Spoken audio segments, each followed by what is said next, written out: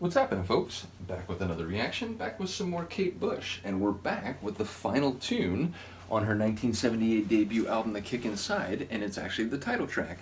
I am intrigued by that. I've seen many cases where groups will put the title track as the first tune. Now, I've also seen a number of other albums where it's just one of the tracks in the middle of the album, track 4, track 7, whatever. But yeah, if it is one of the bookending tracks, I've more often seen it as an opening tune, which in those cases you are inclined to think that the group, or at least the producers of the album, see it as the most powerful track. It's the track that perhaps best embodies the themes and the concepts explored and the lyrics and the songs on the album. So yeah, it's interesting to put a title tune at the end. I don't think it's unprecedented. I probably have seen it before, but certainly less often. So I'm intrigued by its placement on the album, as I've mentioned in reactions to other artists. In many respects, I'll think about albums as a comprehensive work of art, certainly with different installments, the different songs along the way. And whether or not they're like a proper concept album, or whether or not the tunes will kind of blend into each other sonically, I do think about the arrangement of the tunes on an album and the thought that went into it, and why one tune would be used closer to the beginning of the album, another closer to the end.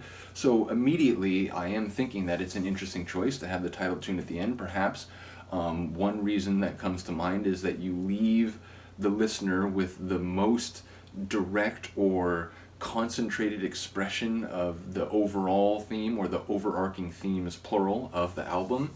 So you use the title track at the end to sort of put that definitive stamp on what the album was doing.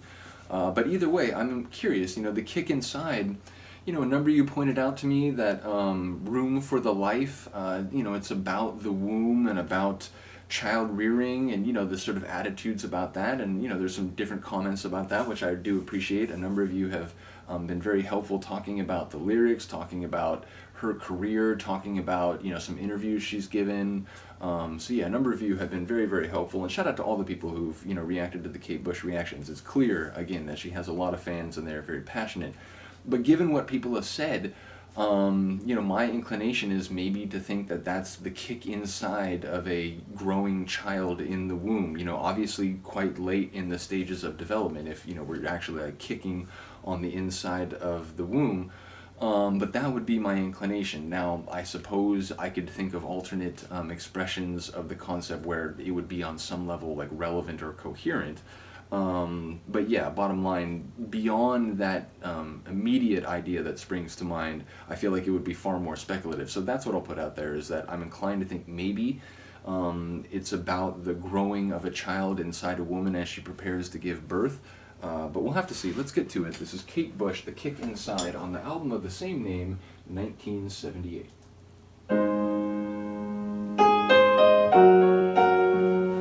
Oh, that piano. Pulled down my lace and choose. The piano sounded familiar. Ooh, do you know you have the face of a genius? The face of I'll genius. send your love to Zeus. Ooh, by the time you read this, I'll be wedding touch, giving it all in a moment or two. That little vocal I'm giving it all floating like a butterfly. for you. I'm giving it all. Giving it. This kicking here inside makes me leave you behind. The So strings. under the quilt to keep you warm. I do think we're talking about Your sister, I was born. You must lose me like an arrow shot into the killing storm.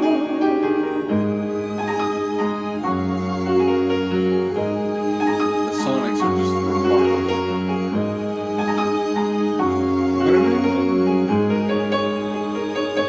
The piano's very carefree and kind of capricious with You the and me strings. are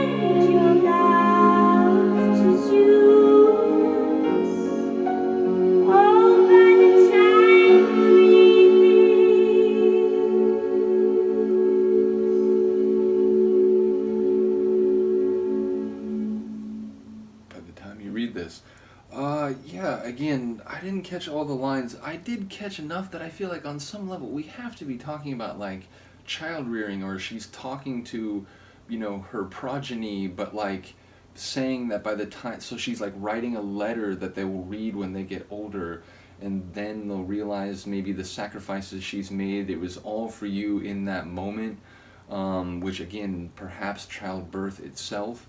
But yeah, again, it did feel like we're talking about child rearing, if not childbearing specifically. But there's some other lines where like I'm not sure exactly what's going on, and like where she'll be if she won't be around anymore because she made the ultimate sacrifice, or just the idea that she may not be around forever, so therefore at some point she'll read this when the mother isn't there. So again, or maybe I'm just like misreading this entire thing, and maybe that's not what it's about. Do let me know. But musically, it was really cool. Again, the piano, like at the beginning, it was like, wait, do I know this song? But I don't think I do, because again, like when I first started hearing her vocals on this album, it was like, holy moly, I never heard anything like this, and I definitely would have remembered if I heard her sing like this, which is why I was confused, because it was like, I know I heard the Running Up That Hill, and people were like, but she doesn't sing the same in these first like album or two as she does a little bit later. So I think that explains that. But yeah, I don't know why that piano riff sounded familiar. But I love, again, the sort of sonics. There were like these string sonics that were very like soothing, but also they're going in conjunction with the sort of like prancing, dancing piano. There was like a woodwind, which again, I don't know if that's a proper woodwind or if that's which again, this is 78. I know, like, again, synthesizers are around, but I wonder if that's more likely to be that was like a proper woodwind instrument, or whether that was actually a synth. But then I swear there was a saxophone just for a brief moment. I heard it near the end, so that was cool too. Bottom line, yeah, a great album. An album where I did not catch as much of the lyrics as I do even on first listens for some other artists. Part of that is her voice, just, sort of getting used to this insane vocal quality that's unlike any other singer that I've heard. And then secondarily, it's just, some of the lines, whether, they're kind of buried a little by the sonics, or just, my ear isn't the greatest in terms of catching things.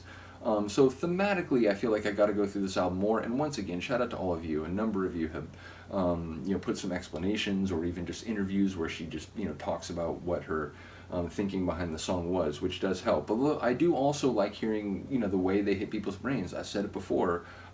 Songs come from specific places, but inevitably they go through the prisms and the gray matter of listeners who have their own understandings, their own experiences, and their own context in life that the songs will resonate with. So not only do I appreciate the people posting lyrics and interviews with Kate or other artists talking about why they wrote a song, but I really do appreciate when people talk about what they thought about the song when they first heard it, or the context in which they heard it and what it meant to them in that part of their life, and so on. So bottom line, really appreciate you all. We're done with this first album, moving on to the next one. Let me know what you think, and I will see you next time. Peace.